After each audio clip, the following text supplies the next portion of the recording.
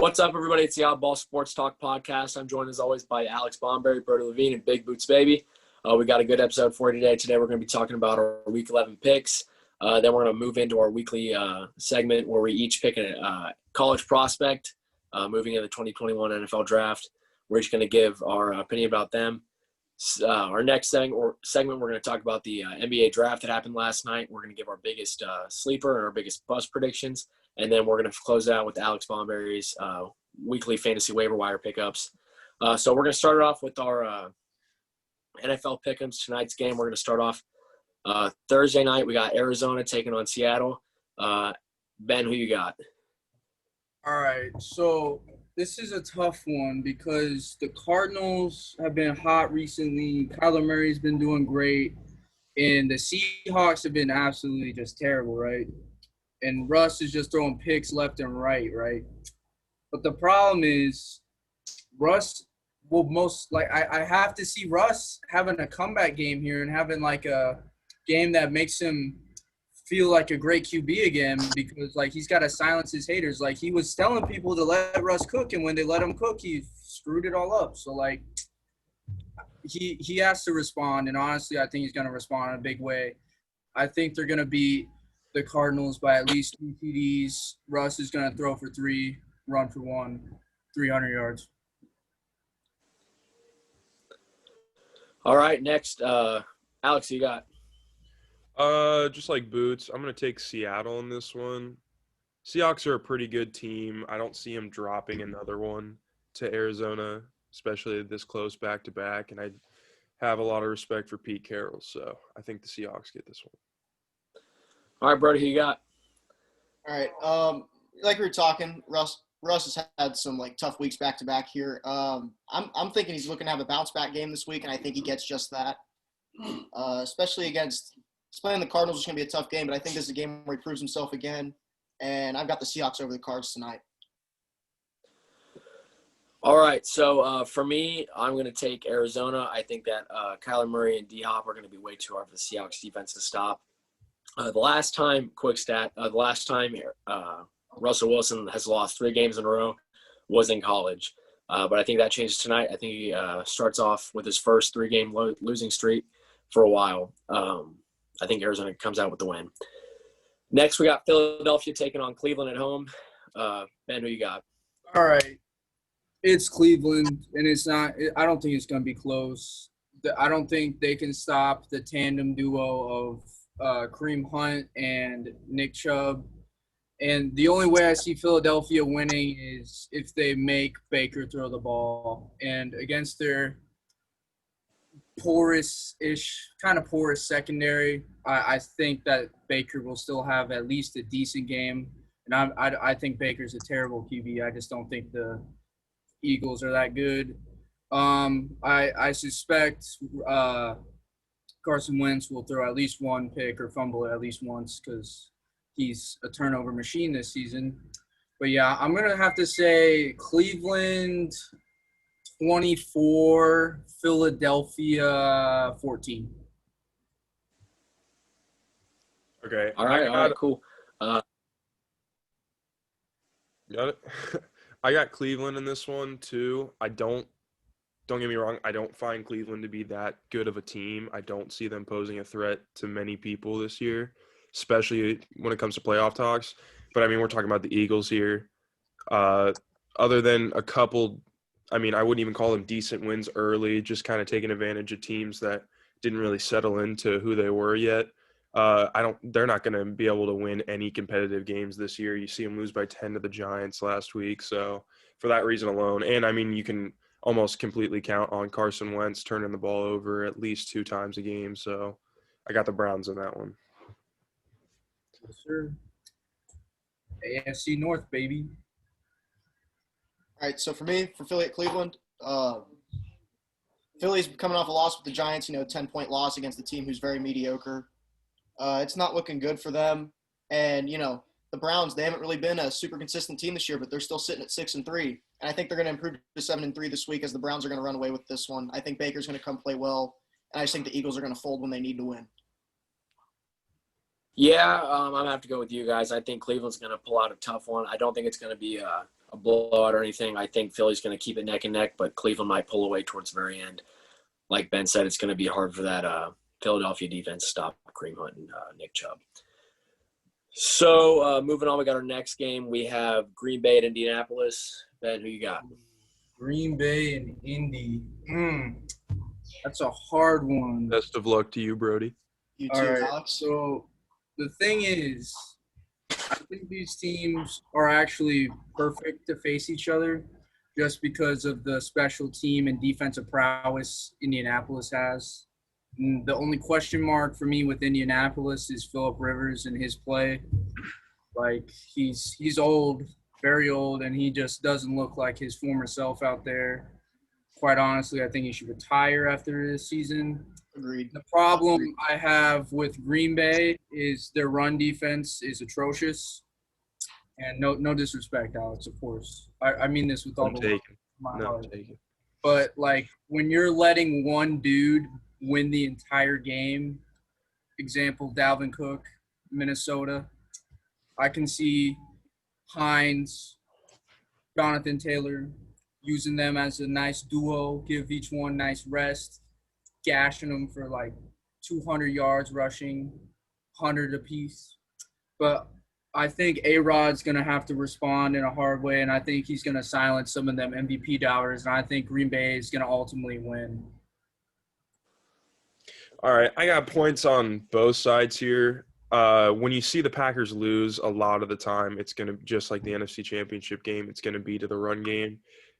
You got a guy in Nyheim Hines that's just going off right now. He's playing his best football. So there's no doubt he's going to be able to attack the Packers, and he will definitely put up a good game, no doubt, especially with the 1-2 punch with Jonathan Taylor. I know he's not playing too well coming off that injury, but he'll probably get it moving too against the Packers. It's an easy team to get that going against.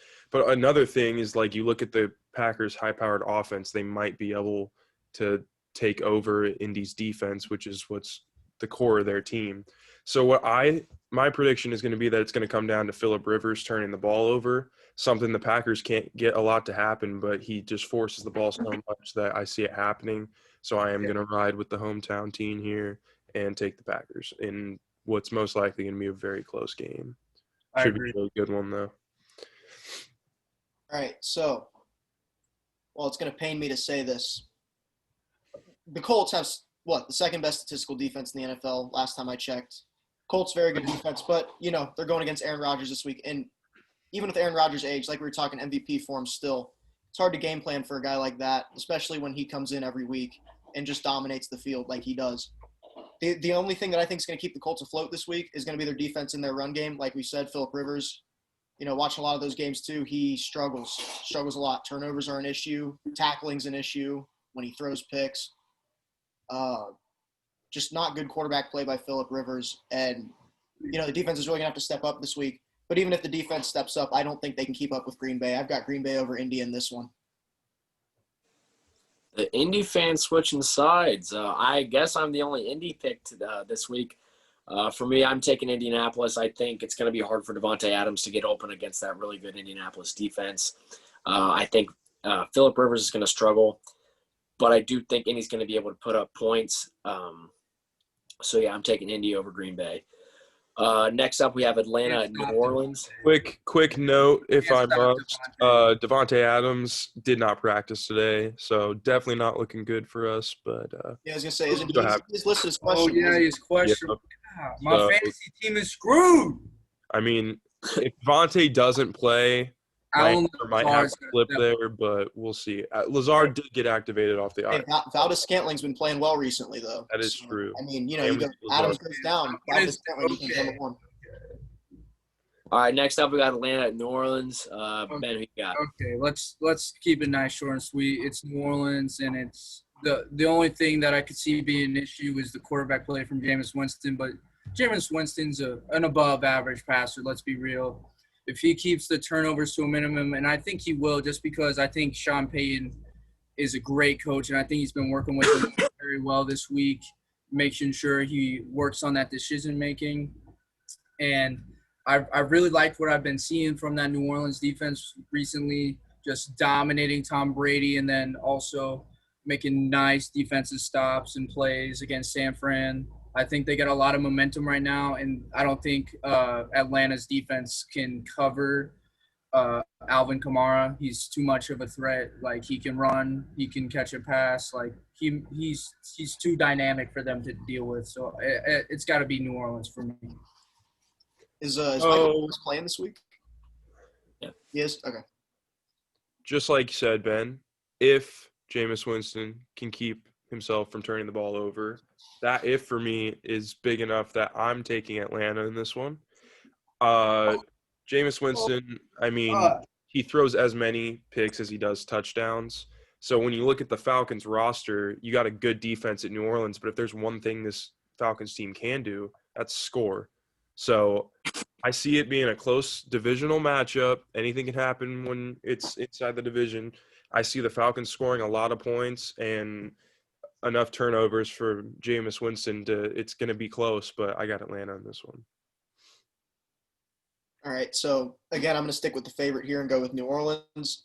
Well, I think Matty Ice is going to play a great game this week. He's definitely going to help because, that Falcons team is good at scoring games and getting leads. But their biggest thing is just they can't finish games. There's a statistic. They're like top 5 in the league in downs led in games, and they just can't finish them. They got one of the lower records in the NFL. And I think Jameis Winston's got something to prove this week because, he's taking a back seat when you got Drew Brees on your team. And while he might not win the starting spot this year when Drew Brees is out of there, it's going to be against Jameis Winston and Taysom Hill. And I'm going to look for Jameis Winston to try to win that spot here eventually. So I've got the Saints over the Falcons in this one. Yeah, I'm taking the Saints too. To me, it's more about the Falcons than it is about New Orleans Saints. To me, you could put Taysom Hill back at quarterback and they'd still win this game. I think Jameis Winston has a lot of time behind Drew Brees to kind of learn, better himself as a quarterback. He looked good in the second half of that last game. I don't think that the New Orleans defense is going to allow Atlanta to put up as many points as they want, so I got New Orleans winning this one. Next up, we got Cincinnati and Washington. Ben, start us off. Okay, so this game, there's a couple issues for me in this game. The problem with the Bengals I have in this game is how are they going to protect Joe Burrow against that elite defensive front by Washington? And I think that Washington can't if Washington can't stop Joe Burrow, then the Bengals will win no matter what because they can't handle – once Joe Burrow gets into a rhythm, they're not going to be able to catch up. They're not going to be able to match that same energy, that same production that the Bengals offense could potentially have. But the thing is, when the Bengals play good defenses, I wouldn't consider the Washington defense good. I would consider their front seven very good. And I just if we establish a run game and keep to the game plan of run and pass and not just abandon it immediately, I think the Bengals will win. Yeah, that front seven's definitely going to cause problems with the way the O-line's been playing down there in Cincy. But, I mean, you got Mixon coming back. That's huge. Hopefully. Is he confirmed back? Or I Not thought confirmed. He had a probably half still in practice. the questionable state, but, I think it's looking good, right? It's probable. I would assume it's probable. So that's giving the Bengals back their, two-dimensional figure there. It's not, Makes that Burrow's offense. still going to throw a lot of passes. We know that. That's just how they've been running their offense this year. But I mean, with the Mixon attack on the ground now, I mean, I think that makes them two-dimensional enough to score a lot of points. Washington's offense, it's not. I'm not saying it's scary overall, but McLaurin's playing out of his mind right now, and I do think they have a good 1-2 punch with Antonio Gibson and then McKissick. McKissick playing more of a slot role more than anything, but still getting good production. But at the end of the day, I'm going to go with Joe Burrow carrying them on this one and Mixon hopefully having a good bounce-back game. So I'm going to take the Bengals. All right, well, while this game is being played in Landover and it's at home for the football team, I mean, like you said, Joe Mixon's probable. That makes their offense two-dimensional again. I'm kind of just saying what Alex has said here. Makes that offense a lot more scarier, especially when you got a guy like Joe Mixon in the backfield. And while that front seven is elite, those DBs on that Washington football team haven't been great. So you get the ball to the outside, you got weapons like Tyler Boyd, AJ Green. AJ Green's playing this week, right? He's not injured. Yeah. Yeah, you got weapons out there like I said, Tyler Boyd, AJ Green. You're going to have Joe Mixon back, and then you got Giovanni Bernard as your two back. Put him in for some speed options here. I'm going to put the Bengals over the football team here, and I don't think it's going to be a close game. Joe Burrow is going to play out of his mind. Not a close game. Okay. Respect. For me, Okay. I think the biggest if Washington's able to win this game, it's because of that front seven. 5 first-round picks invested, talent all over the board, Sweat, Young, Iodonis, Kerrigan, just pass rushers coming off the ball like crazy. I think the Cincinnati offensive line has struggled all year. They're going to try and get the ball out of Joe Burrow's hands fast, get it to those playmaking wide receivers like Boyd and Higgins. I think A.J. Green has a bounce-back game, potentially his best game of the season. Might get his first touchdown of the season. I think Cincinnati's defense is able to stop Alex Smith and Antonio Gibson.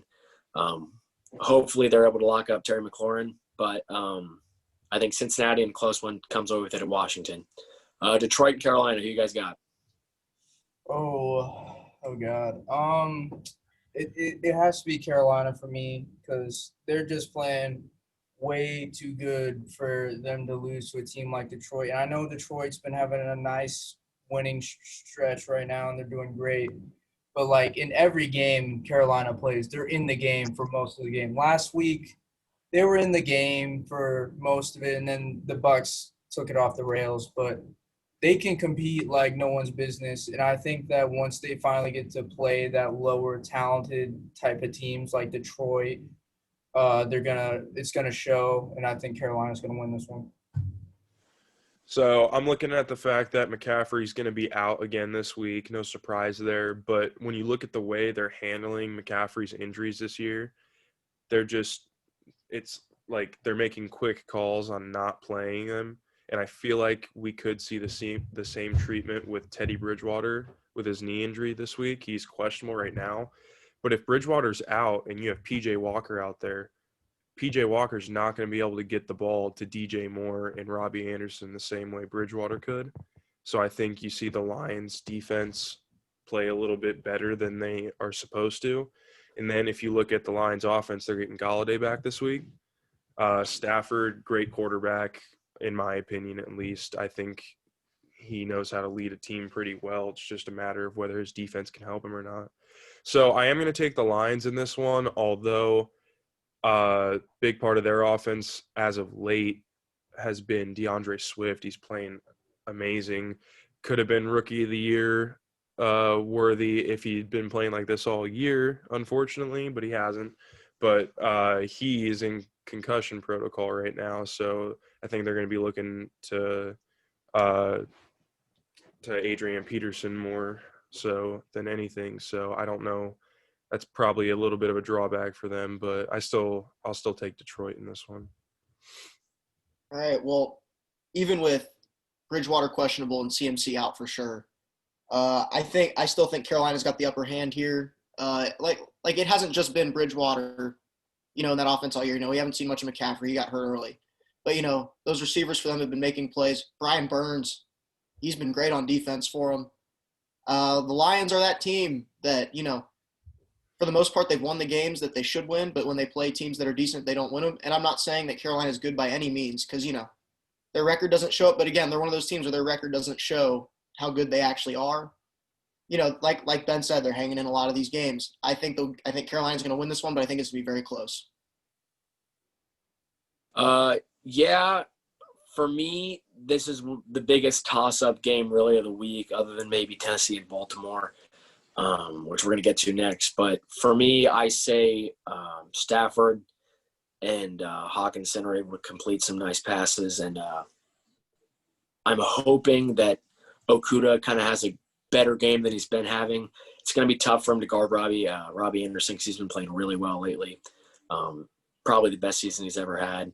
But I got Detroit, but this one can really go either way. Our next game is Pittsburgh and Jacksonville. It's Pittsburgh. Quick. I hate Pittsburgh, but it's Pittsburgh. Jacksonville sucks, and that's all there is to it. Does pain me to say it, but I'm also going Pittsburgh, unless anyone's got any.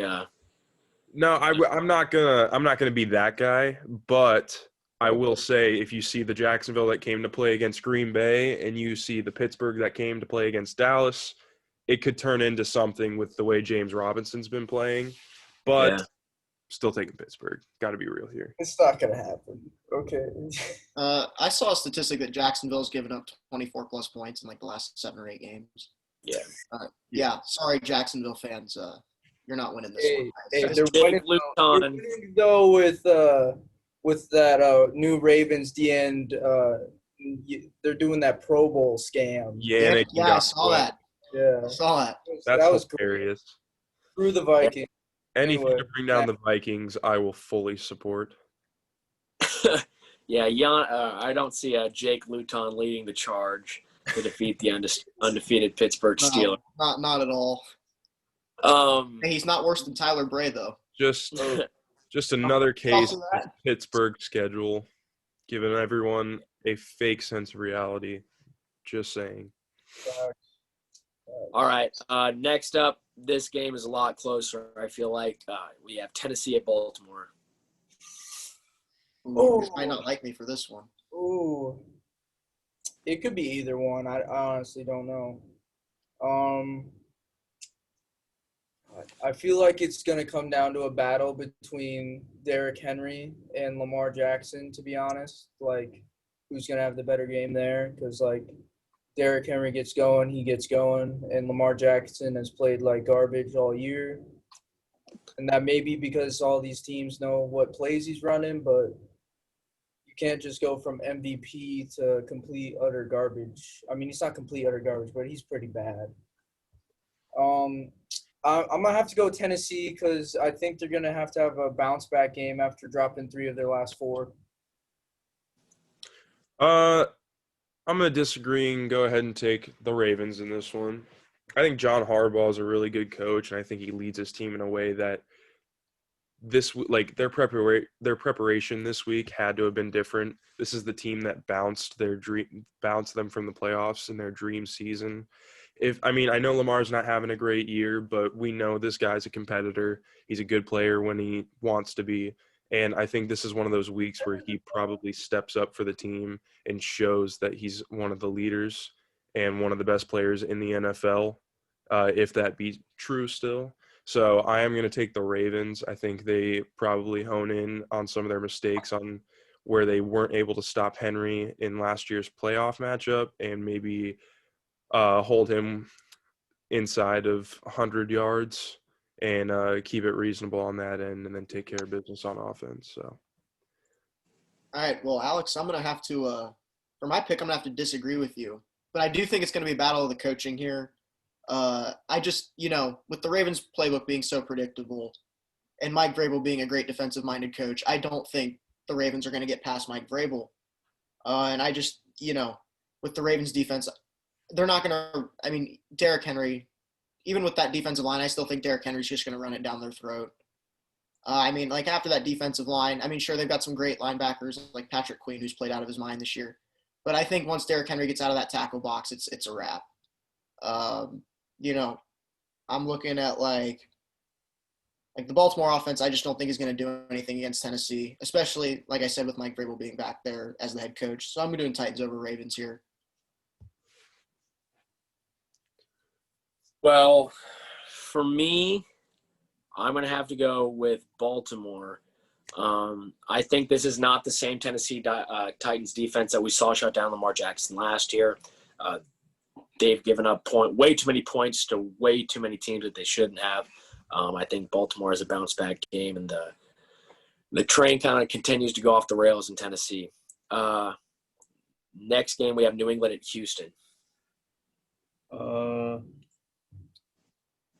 New England. Houston's just way too bad. Like, The only thing they got is Deshaun Watson, and he can't do everything, even as the quarterback, because you have to have people to throw the ball to. So, Yeah, I think New England's going to have a very easy time shutting down Deshaun Watson because they know it's going to be a lot of passing. David Johnson going out with that concussion and then eventually being placed on IR hurts them because Duke Johnson is not giving them the same production they were getting out of him, which was already on that average level. So I'm going to take New England. They're going to keep it rolling for 3 straight here. And, yeah, I'm going to go with Bill Belichick on this one. All right. Before I start mine, Boots, when we talk about weapons on the Texans, I'm going to give some credit to Will Fuller real quick. Well, he should not be a number could have one. been traded to the Green Bay Packers. That's all I have to say. Yeah. Well, yeah.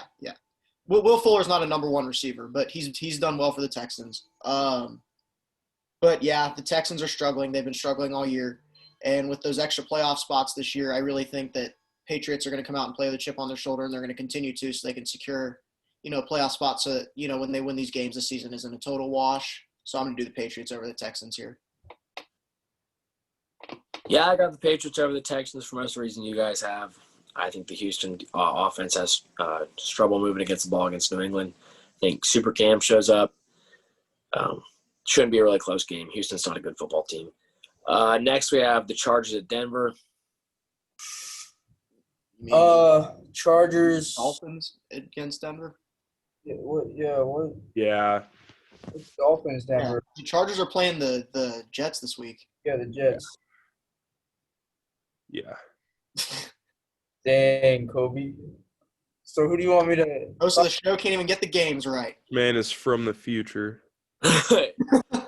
My schedule has Chargers versus Denver, but I thought that was like last 2 weeks. Yeah. That was 2 weeks ago, but they're in the same division, so maybe they're playing next week or I something. think it's next week. I think they Miami play Denver's this week. Yeah. all right. Well, no, Dolphins Chargers was last week. This week is Dolphins Broncos. Okay. Yeah. So who am I talking about? Dolphins Denver, Broncos. Yeah, Dolphins Broncos. I got to go with the Dolphins. They're playing fantastic as of late. I think Brian Flores, great coach. I think Tua is a legitimate starter at this point.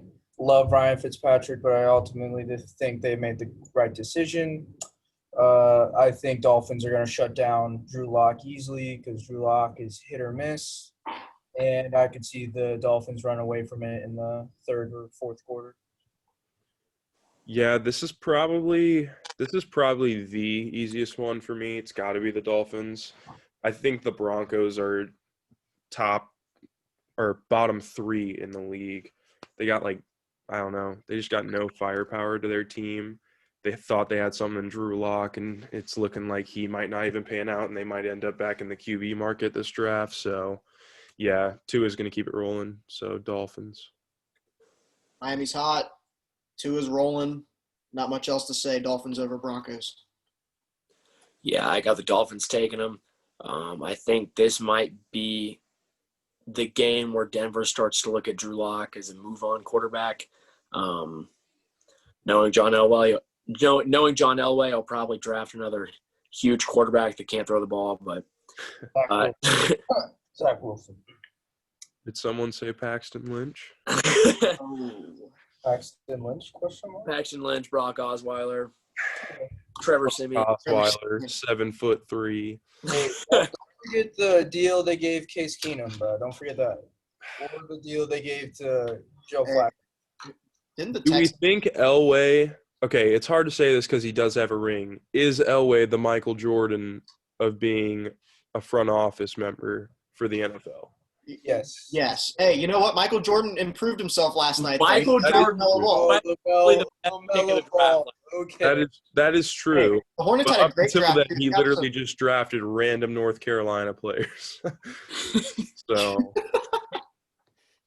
Hey, I All mean, right. Okay, the one ring John Elway has from his GM and stuff like that is Peyton Manning and VP. But yeah, Terrell Davis. he had nothing to do. All right. Next game, Dallas and Minnesota. Minnesota. Dalvin Cook shreds their offense, their defense, and Game over. Yeah, I mean, That's all there is to it.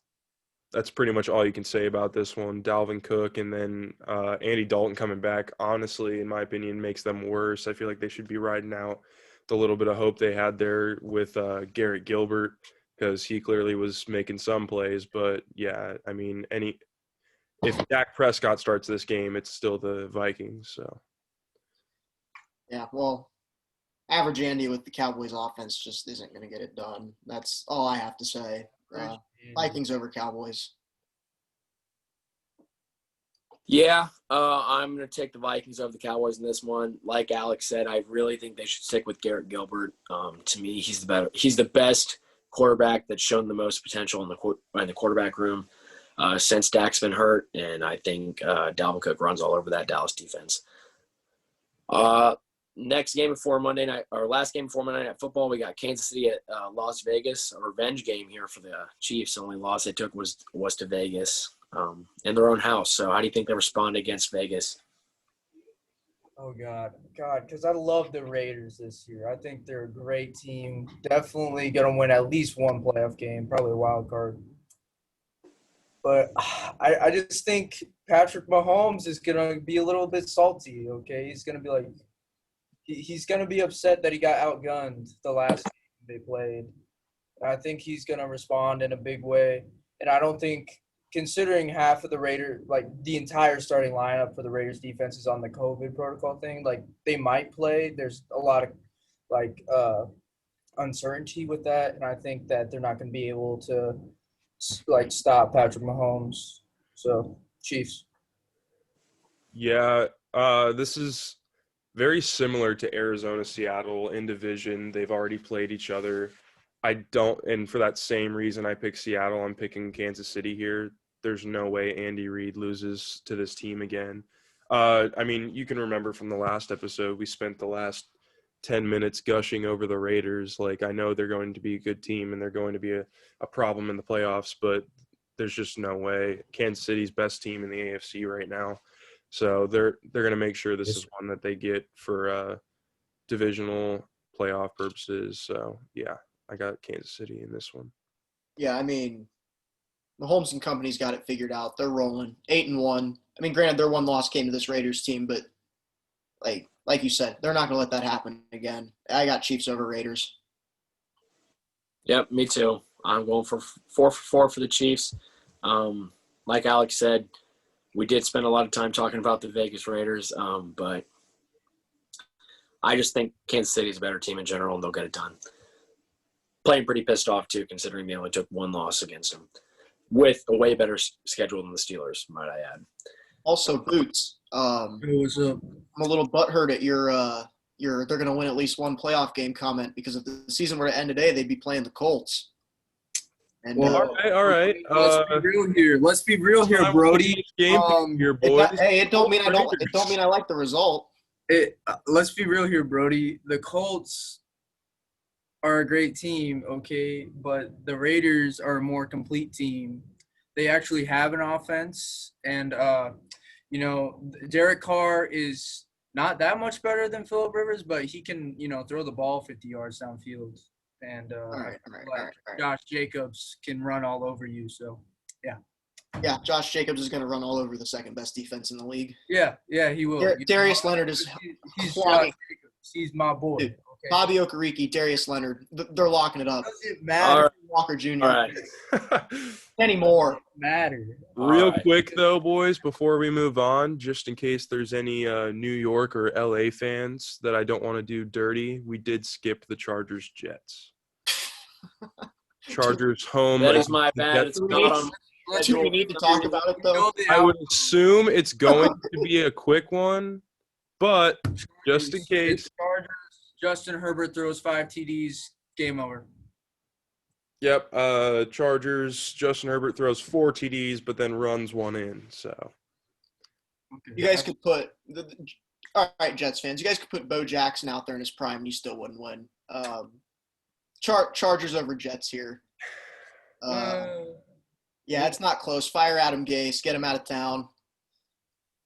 Adam Gase should be writing thank you letters to Peyton Manning every single day for even because without Peyton Manning, Adam Gase would never have a job in the NFL. This is true. This is very true. For me, I think Adam Gase is by far one of the worst head coaches in NFL history. Ruined Ryan Tannehill's career, probably ruined Sam Darnold's career, although I wasn't too hot on Sam Darnold in the first place. He needs to get traded somewhere else. He needs to Yeah, if I were the Colts GM, I'd be making trades for that man. But for me, I think Justin Herbert has a great game that puts him even higher in the offensive rookie of the year contention, and they're able to get the win over New York. Monday night game. I don't even think Trevor Lawrence could fix the Jets at this point. No, he couldn't. Hey, that man is going to be sweating right now. He's gonna return for another year of college. The Jets will go 0-16 the next year too. Oh my God! You guys ever look at pictures of Adam Gase, dude? He looks like his eyes are like popping out of his head. Zuckerberg. He looks like Mark Zuckerberg, like a robot dude. Like he's probably stealing all of our info on the side. Like, Brody, right I have to say, man. All right, Monday night. If prime Bo Jackson's running behind big boy Mekhi Becton, maybe we have a game. All right. Look, you know what? I won't lie. That was kind of cap. It's just the Jets are so bad. It had to be said. Becton is the best player on that team, and it's not even close. All right. Well, if this is Tech Mobile, Bo Jackson, it's over. But this is keep in mind we're talking about the worst statistical 0-16 possible 0-16 team in history here. Yeah. All right, moving on to Monday Night Football. We got the Los Angeles Rams taking on the Tampa Bay Buccaneers. Who you guys got? Well, it's the Rams, and you want to know why? If Jalen Ramsey can shut down DK Metcalf, he can definitely shut down. I thought you were going somewhere else. I was like, He can definitely shut down Mike Evans because my boy Marshawn Lattimore literally owns that man's life right now. And I think Brady is going to get demolished by Aaron Donald. Jared Goff needs to pick his stuff together because that man is a system QB at its finest. But I'm going to have to go with the Rams. Yeah, I'm with you on the Jalen Ramsey part. He will definitely clamp up one of the three. The question is who's covering the other two, as in Godwin and Antonio Brown. But the Rams pass rush is just – it's one of the best in the league, and it's going to get to Brady early. And when it does, Brady's not going to be able to function in that pocket. Ronald Jones got the FedEx Player of the Week, but that's only because of that breakaway touchdown. I don't see him doing much against the Rams either. So due to their defense, I'm going to take the Rams in this one in a close one. But that Rams offense is going to have to get going quick, and they need to get Woods and Kupp the ball quicker and more often than they have been if they want to really get something going against a defense that talented. All right. I'm going with the Rams here because I think after beating up on the Seahawks, they're carrying some big momentum into this week. And we saw how the Bucs played against, the Saints, and they took away a big target in the red zone, and Mike Evans, Marshawn Lattimore just locked them up. I think if Mike Evans isn't readily available this game to perform, it's going to be the Rams. I think Jalen Ramsey's going to do a great job. Rams over Buccaneers this week. Yeah, for sure. I think I'm the lone Tampa Bay pick this week. For me, I think Tom Brady gets it done. But if the Rams do win this game, it will make them a legit team in the NFC, and I think people start looking at them a little bit differently. All right, so moving on, we got a new segment for you guys. We're going to be doing this every single week. Where each one of us pick a college prospect going into the 2021 NFL Draft. We really give them who they are, where they are as a player, and where we see them going in the next year's NFL Draft. We got Alex starting us off. I can go ahead and start. Okay, so I got Micah Parsons, linebacker, Penn State, 6'3", 245, great size for a linebacker. In 2 seasons played. He's got 6.5 sacks, 6 forced fumbles, and he's credited for over 190 tackles. Pretty good numbers for the conference he's in, Big Ten. That's competitive football. You won't see him out on the field this year. He opted out for he didn't want to risk anything injury-wise or for COVID because I believe he just had a kid not that long ago, so he's playing it safe. But regardless of him playing this year or not, number 1 linebacker prospect this year. So he's definitely going to be a big playmaker and a big difference maker for any defense he goes to. If the season ended today, I would have him going to the Broncos somewhere around 5 to 6. I really think Von Miller's future with the Broncos is kind of up in the air right now with him just coming off an injury and being late in his contract. But I think Micah Parsons and Bradley Chubb would be a deadly duo for that defense. Problem is just like Kobe mentioned in the Broncos game this week, this could be just another week of Drew Lock kind of putting his name in that like quarterback conversation. Who's going to be out of town here soon. If they're in the QB market, that's obviously not something that's going to happen. But if the season ended today, I'd have Micah Parsons go into the Broncos and probably making an immediate impact for them. My prospect I got is Jamar Chase. He's another guy like Mike Parsons who opted out of the season. For me, this kid's got a great build, 6 foot, 205. He won the Blitnikoff Award last year, which is essentially just the best receiver in college football. All SEC first team, started all 13 games as a true freshman, and all 16 games last year on LSU. 20 touchdowns last year, over 1,700 yards. Excellent route runner, uses great hands, speed, adjustments to the ball in the air are outstanding. For me, looking at where he can go in next year's draft, he could be taken as high as, the New York Giants, who I could see maybe being in the market for a wide receiver because I don't feel like they're ready to move on from Daniel Jones just yet. Maybe that key offensive piece that they might be missing, pair him up with some of those okay receivers they got in New York. I could also see him falling due to his opt-out this year and going to Miami, maybe with their actual pick, or if Miami were to use the pick on that they have from Houston higher in the draft, maybe they could snag him up, pair him up with Devontae Parker, and see what him and Tua could do. The last team I have him potentially going to.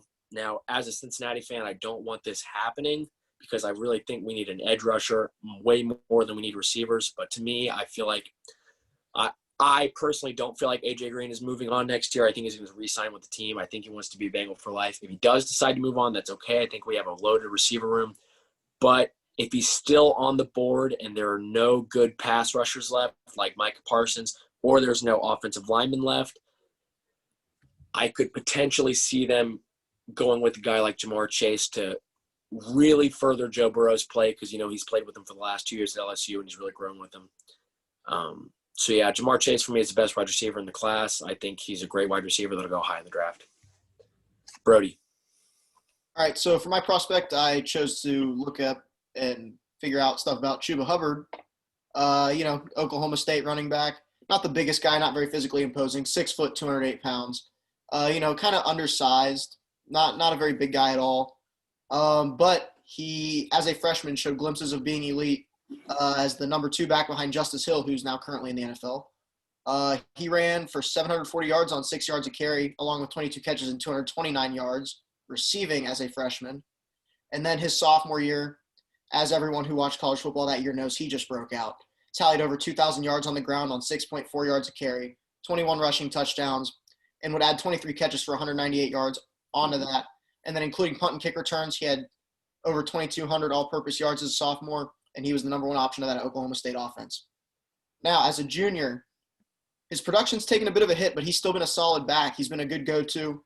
Right now through 6 games, he's got 581 yards on 4.6 yards a carry, which is a lot less than what he's been used to putting up, and 5 touchdowns, along with 8 catches for 52 yards and 1 touchdown.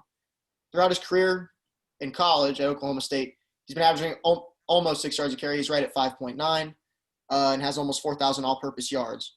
Now, while this season might hurt his draft stock due to the lack of production or just slowed down production, I could still see him, with this running back class not being very, very strong at all. Him and Etienne, highlighting the class. I could see a team like the Jets, not number 1, obviously, but I could see a team like the Jets or, a team in desperate need of a running back. That varies year in and year out. Getting him late first round or anywhere in the second or third. Yeah. Look for him to tear it up in the NFL.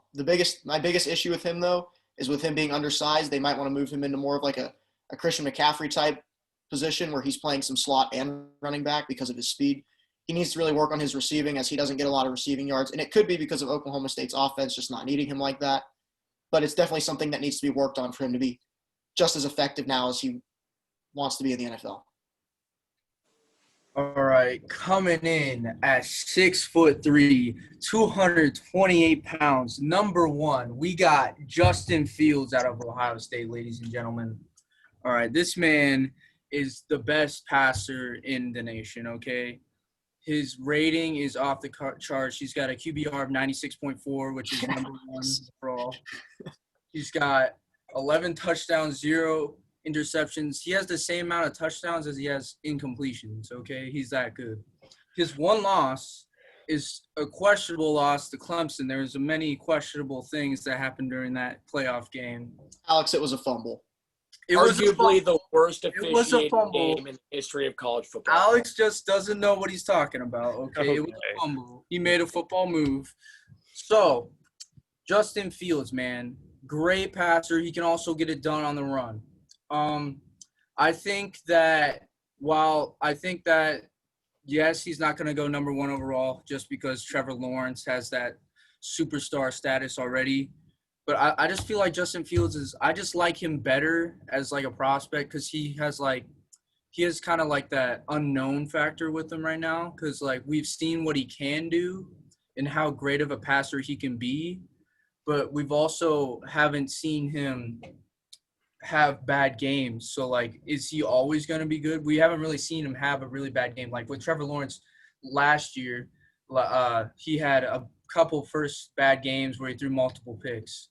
I just haven't seen that out of Justin Fields, and that's why personally I think he's a better prospect, but I do think he'll fall just because he's not Trevor Lawrence. Like Trevor Lawrence is the biggest name in college football right now, and there's no disputing that. Okay, so based on the draft order right now, I could see him going to literally almost any team besides the Chargers, the Bengals, or the Dolphins in the top 10 right now. The Jaguars need a QB. Dallas Cowboys, I think Dak Prescott should just move on. I think he should be like, yo, you saw my production this year when I was playing. I know I got injured. I'm ready to work and just go find a different team because I just don't think he can get it done with the Cowboys. The Cowboys are a mess. Washington football team, they need a QB. Alex Smith isn't the answer long term. Matt Ryan, Falcons, he needs to figure out if he's retiring or if he needs to go to a different team because I don't think he's the future of that Falcons team. Broncos, Drew Lock's terrible. Get him out of there. Panthers I'm a little fringy about just because like Teddy Bridgewater's been pretty solid, but if Teddy Bridgewater's knee injury is worse than what we think it is, then I definitely could see him going there too. But I definitely could see him going in the top 10 easily. And yeah, he's the best prospect in the draft. I'm not going to sit here and let you disrespect Trevor Lawrence after everything he's done in his college career and say that he's the best prospect in the draft. Just not going to let that. I just don't think you can look at the stats and say, yo, Trevor Lawrence is so much better. That's the thing. You can't. You really can't. You literally can't. Pull him up for me. I mean, right now. PPR is just ridiculous on Trevor Lawrence. His gameplay, he's the most accurate thrower of the football in this draft. It's like one of the most key things you're going to be looking for if you're a GM looking for your future. Listen. Okay. This man, Justin Fields, has thrown 4 interceptions in his entire career. He's also played a whole less season than. He has one loss. We're talking about the backup to Jake Fromm here. Oh, okay, yeah. Okay, well. He was a true Georgia freshman, and Fromm was playing exceptionally well. That is true. That was before Jake Fromm fell off. Be real Listen, here. I'm not here to disrespect Fields. I'm just saying. He's just better, and I think call that's him the number one prospect. gonna happen. Indeed, in the NFL. You know, Alex, I'm gonna have to agree with Alex. You know, as much as an Ohio State guy as I am, Trevor Lawrence is gonna be like Justin Fields is a better college style quarterback. We can all agree on that. Trevor Lawrence is I think Trevor Lawrence is a better pro style quarterback than Justin Fields is. But don't get me wrong, I think they're both gonna be great. Okay. All right, I'm going to give my opinion, then we're going to move on to our last segment. for Alex's fantasy waiver wire pickup of the week. For me, I think his offensive line makes Justin Fields look maybe a little bit better than he is at sometimes. He's had great receivers to throw to. Chris Olave is just a touchdown waiting to happen every time he steps on the field. J.K. Dobbins is a great running back. But in terms of actually throwing the football, I'll give the edge to Justin Fields. Although Lawrence isn't far behind, I would also give the edge to Fields on reading defenses. I think he's a smarter quarterback than Trevor Lawrence. But I think in the NFL, I don't see really either quarterback going that far once they get to that point. All right, moving on to our next segment, we're getting a little NBA action for you guys. You got an extra cap, man? This guy, man, said neither of them are going to be good. Okay. Yeah, I do need to clarify. So you don't What? think either of the two have too far of a future? Let's in the discuss league? it. I think they're gonna have. I think both are gonna have trouble adjusting. I think Lawrence isn't smart enough to be an NBA or to be an NFL quarterback. I think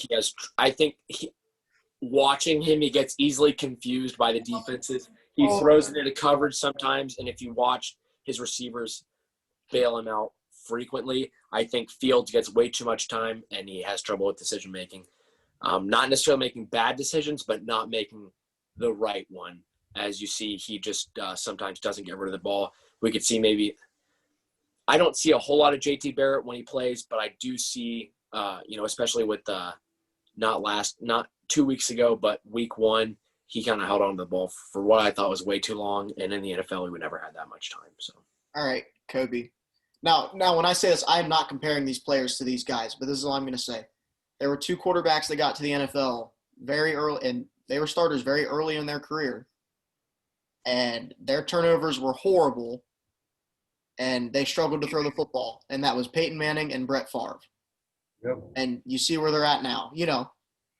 I don't think we're going to be able to judge these guys off their rookie season. Career, but there was also two quarterbacks named Matt Leinart and Vince Young, and look where they are right now. You're exactly right. I just think that Justin Fields and Trevor Lawrence are going to be a lot better than Matt Leinart and Vince Young.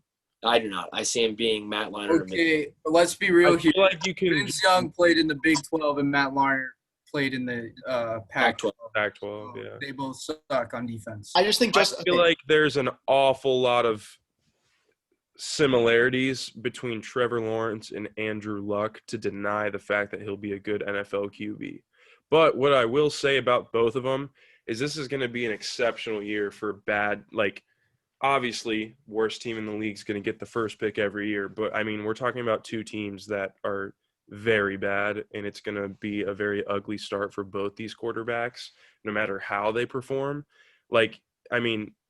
If you throw Patrick Mahomes on the Jets right now, I'm not sure. They're probably not whatever they are at this point. But not going to win that much games. I'd still say 3-13 at most. Exactly. Can only do so much at one position, but I definitely see the comparisons of Trevor Lawrence and Andrew Luck. And if they deem true, Andrew Luck was one of the best quarterbacks in the league every year he was in the league. So, the only thing I see with Trevor Lawrence with Andrew Luck is the fact that I feel like Andrew Luck was way more polished coming out of college. I agree. Oh yeah, his ability to read more. defenses was ridiculous. If injuries and mental issues with getting hurt hadn't affected Andrew Luck, he'd still be one of the best, if not at times the best quarterback. Yeah, he could Andrew Luck was come back right now if he wanted to. Yeah. Oh, he'd take Philip Rivers' spot. All right, guys, we got to move on to our second to last segment. We're going to talk about the NBA draft for a little bit right before you finish it off with Alex's segment. So, as we know, the NBA draft was last night. We witnessed a lot of NBA college players make it to the NBA. So, I want to start off with Brody by giving your biggest draft steal and then your biggest bust predictions. All right, well, I got two draft steals here, and they both come within the top 20 picks. The first one comes within the top 10, and the only reason it's a draft steal is because he went at 9. Denny Avdija was projected to go top 4, top 5, and teams passed on him, and he fell to the Wizards. I think the Wizards are getting a great pick with a guy here. He's got great value, great upside. He can jump out of the gym. Watching some of his foreign highlights, because he's a foreign-born player. He's a first top 10 pick, I think, our first lottery pick out of Israel. I just see a lot of upside in him. I think he's going to be really good. And then at 18, the Mavericks taking Josh Green. I think that was a great pick. You know, I've been watching this guy since he was at IMG. Australian-born player, very, very tall, like good length, good vertical, dude can play, lockdown on defense. Now my bust, a lot of you guys and people are going to think that I'm going to say the Bulls pick, but I'm not. I'm going to say the number 1 pick, Anthony Edwards, and that's because Anthony Edwards, you know, he played at Georgia. Georgia struggled this year, and I'm not going to put that all on Anthony Edwards per se, but, you know, if you're going to be a consensus number 1 pick, I feel like your team's got to perform. And I get one guy can't win the games for you, but I just don't see a lot of upside in Anthony Edwards like I would LaMelo Ball, Denny Avdija, you know, literally any of those guys. I just think there was better picks like James Wiseman. James Wiseman's a beast. That was – and I get the Timberwolves don't need a center because they have Karl-Anthony Towns. But even still, you could get some serious value for James Wiseman, a draft and trade type thing. So for you to draft Anthony Edwards at 1 just doesn't make any sense to me. All right. Next up, we're going to have Ben. Who you got?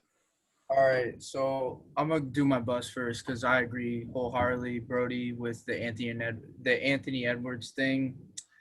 I just think like his mentality he had in those questions he was being asked before might have just to like get him drafted lower so he wasn't on the Timberwolves, but that still raised a lot of big issues for me. If you're gonna be drafted number 1 overall, like you gotta love the game if you're gonna be the first overall pick in the NBA draft. Like the fact that he said he'd rather be in the NFL and he'd rather play football or he'd rather be a rapper really kind of, I don't know, he just rubs me the wrong way. Like I feel like he shouldn't be playing basketball. Like he's a great basketball player. Don't get me wrong. I've watched him play. He's great. But like I don't know if his head or mental state is there for it, you know? Makes you question his work ethic. Exactly. Like, is this going to be like a Jamal Russell type thing in the NFL? You know, Jamarcus Russell, sorry. My steal is Knicks with Obi Toppin, but I wish he didn't stay on the Knicks. I wish they did a draft and trade type thing because they don't need another power forward. But I just love Obi Toppin. Great player. Watched him play so many times here in Dayton. Down in Dayton, me and Alex went to a bunch of the games, and he was just magical to watch. And I wish he was on a team that didn't already have like 4 power forwards. But you know, I think that if they can like get rid of some of them other ones and get like a solid roster together, Knicks could have a brighter future than they've had. Yeah, for me, I've also got Obi Toppin as my steal. I think with a great size at 6'9", fell all the way to 8 when people had him going as high as 5 at the Cavaliers. Great value pick by the Knicks. For me, one of the best picks is Kristaps.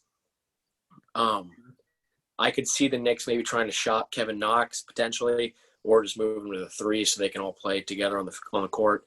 My bust is actually Isaac Okoro. Cavs picked him at 5 for some reason when they had Onyeka and what my favorite on the board, Obi Toppin, was sitting there.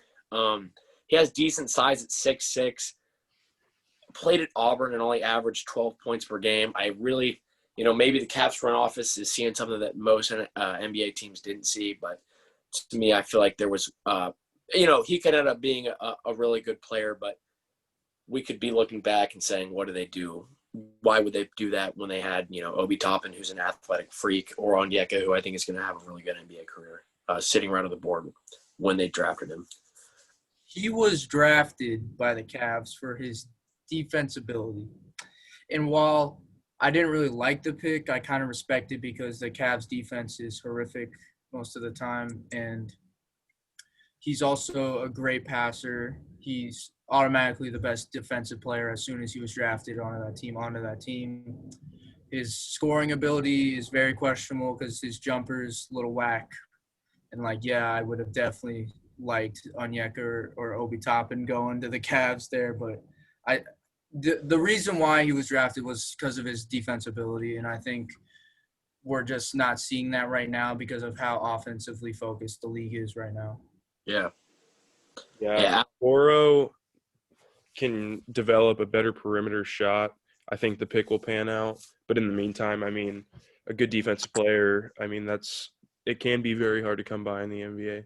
But I got my steal of the draft down at 12 Tyrese Halliburton. Coming into the draft, he was like a top 5 talent. So to get him at 12, and last night it was crazy. All the analysts were going nuts because you just kept seeing him fall, and I don't think anyone would have thought he gets to 12. But, I mean, good for Sacramento. Great pick by them, the obvious pick.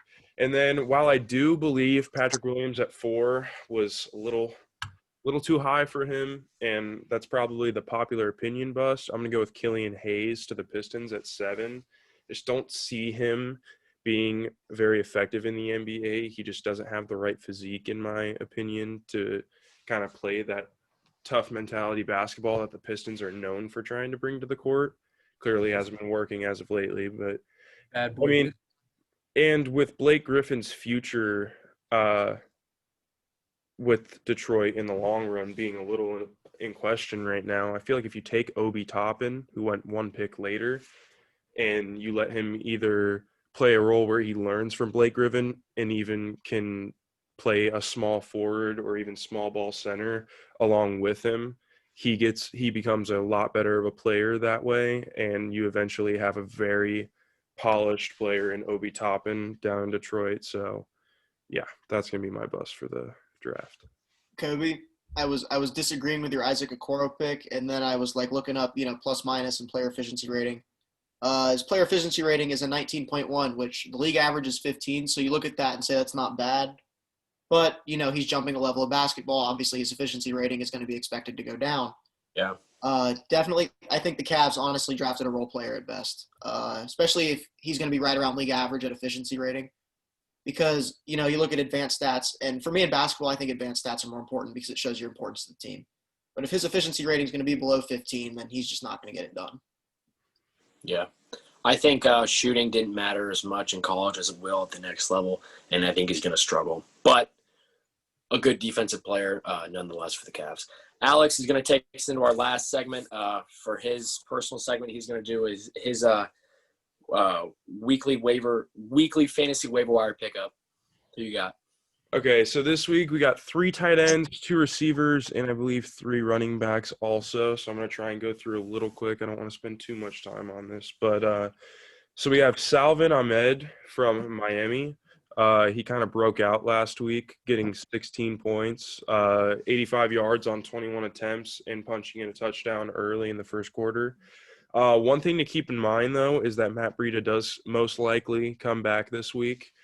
He was able to go off last week with Breida being out for 1, and then a late call on Jordan Howard being out. So probably one of those players that could be a flex option if you have no one else on your bench in one of those deeper leagues. This one, obvious, Nyheim Hines going off lately. Put up 28.5 last week. 2 TDs, 1 rush, and then 1 receiving touchdown. Really could even go as high as to be a running back 2 option in a deeper league, but no matter what league you're in, definitely a good flex option now. I feel like he's, at least in the meantime, overtaking Jonathan Taylor's role there that we saw earlier. Damian Harris for New England. 12.1, 121 yards on 22 attempts.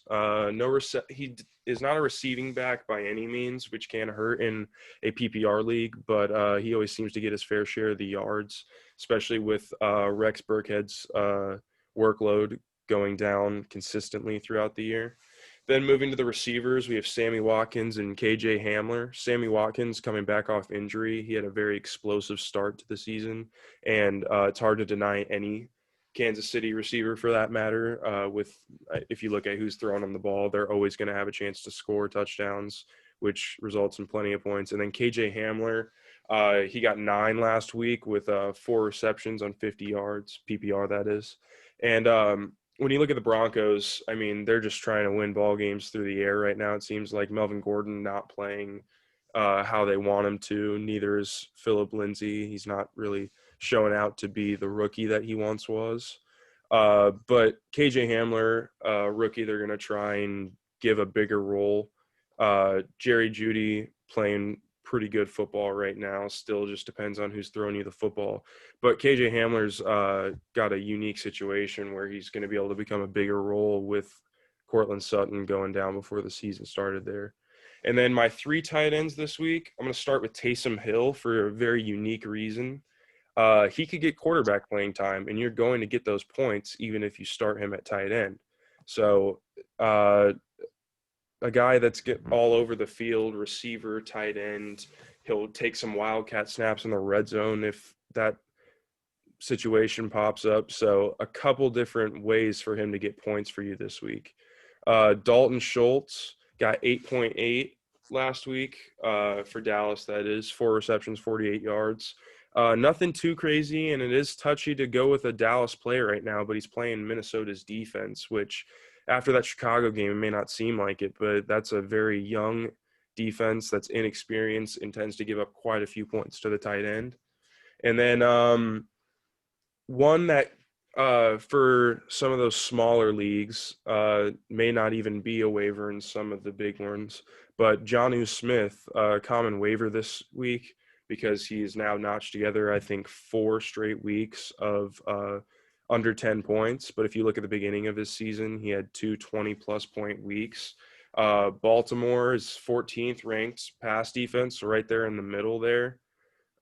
So look for him to possibly have an explosive game when they turn to try and stop Derrick Henry. And then 2 quarterbacks possible for pickup. Joe Burrow, maybe not. Kind of just depends on your league. And then Kirk Cousins. He got 17.58 last week, 292 for 2 touchdowns. And then Joe Burrow goes without saying. That's an explosive player that could get you 20-plus points at any given week, really. So those are your waiver wire pickups for Week 11. All right, and that's going to be the episode, guys. Thank you for sticking around. Our first episode had great support. Make sure you guys like and subscribe.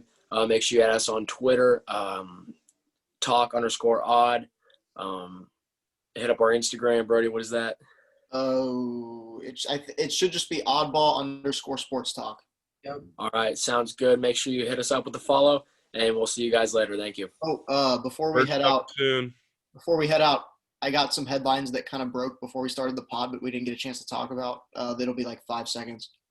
Klay Thompson is going to be out for the 2nd straight season this year. He tore his Achilles. It's unfortunate to hear. I was really looking forward to seeing him play again.